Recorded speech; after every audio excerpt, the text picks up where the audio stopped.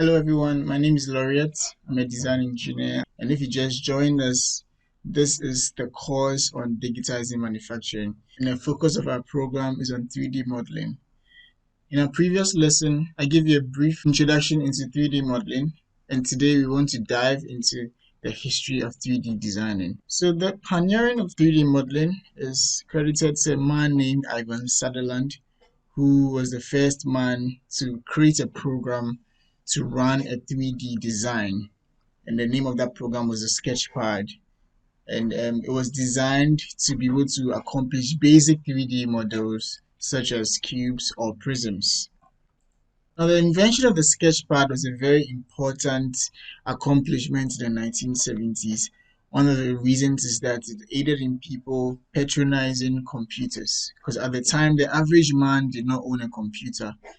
But in order to come out of making 2D sketches to making 3D sketches, designers needed to patronize computers in order to run the Sketchpad program.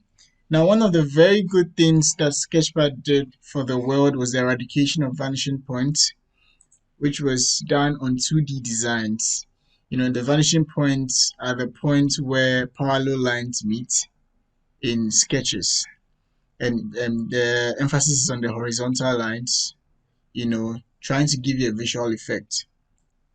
Now, we can't talk about the history of 3D design without speaking about these three men, Ed Catmull, Martin Nero, and Jim Blaine, whose works, contributed immensely to the transformation of visualization as we have today. Now, Ed Catmull was a student of Sutherland who had the chance to have a first-hand experience with the Sketchpad, and he was able to come up with a 3D design of his wrist.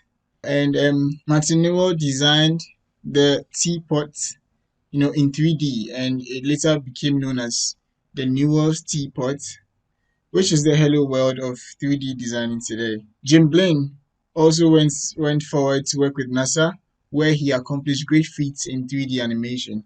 Now, all these three men, some way, somehow, found themselves in the University of Utah in the 1970s.